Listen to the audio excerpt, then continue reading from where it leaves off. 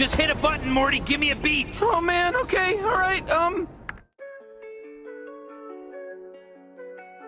Is Gareth Bale a good signing for Tottenham? For cheap, good quality football jerseys, head over to www.jerseyfever.com where they have the new season's jerseys from just $25, and they even have retro jerseys as well. A link will be left in the description below, and if you use a coupon code ATLANTISFOOTBALL, you'll get 5% off. So it has been reported that Tottenham have reached an agreement with Real Madrid for both Gareth Bale and Sergio Reguilón. In this video I will be focusing solely on Gareth Bale, as I have analysed Reguilón in a previous video that looked at him from a statistical and tactical point of view. You should watch that video after this one if you haven't already. It will be linked in the description below and in the eye above. In terms of the Gareth Bale transfer, it seems like it will be a season-long loan which will see the Welshman return to his former club, but where will he fit into Mourinho's side, and is he still a top level player? Well, before I get into that, make sure you subscribe to the channel and click the bell so you get notified when my videos come out. Also, after this video, check out some of my other videos which will be linked in the description below.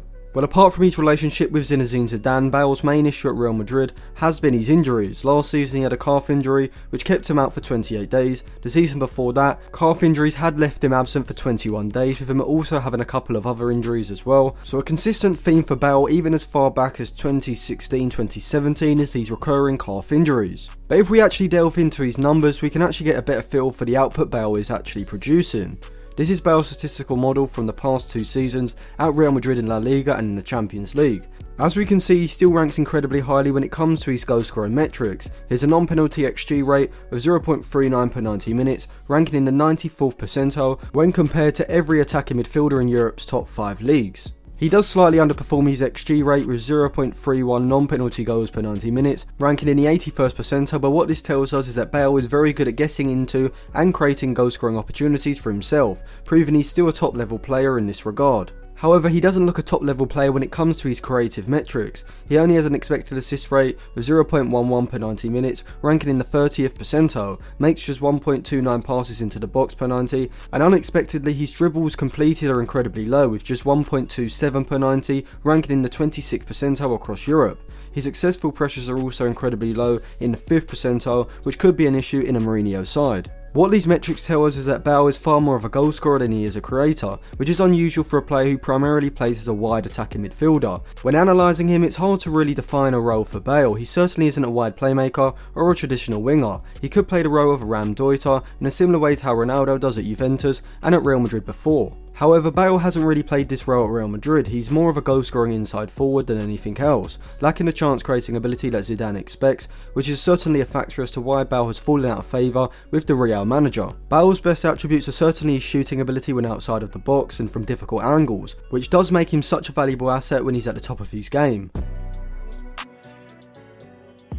Rather than being an output player, someone who consistently is creating chances and completing dribbles throughout matches, Bale is far more of a moments player, a match winner as people would describe. He has a unique ability to perform insanely difficult pieces of skill, whether that's dribbles, shots or passes, that can unlock a system and win the match through side, when without him those opportunities would not have been created. So if signed, how would Bale fit into Mourinho's side? Well, I think Mourinho has to build a system around Bale, as if he tries to force him into a role that he isn't suited to, there are going to be the same issues at Real Madrid that begin to arise.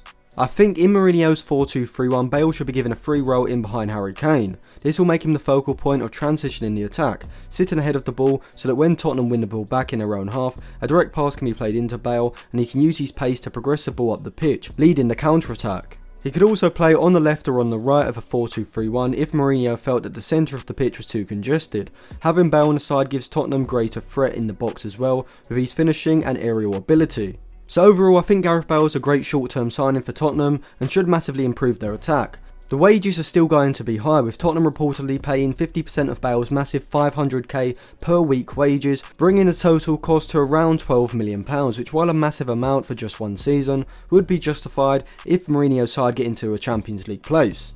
Bale has declined from his peak, certainly in terms of his creative output, however he's still a world-class player when he plays consistently, and fills a massive void in this Tottenham side. The biggest challenge for Bale and Tottenham will be how long he can be injury-free, and he needs to be playing at least 30 league games to prove his injuries haven't gotten the best of his career.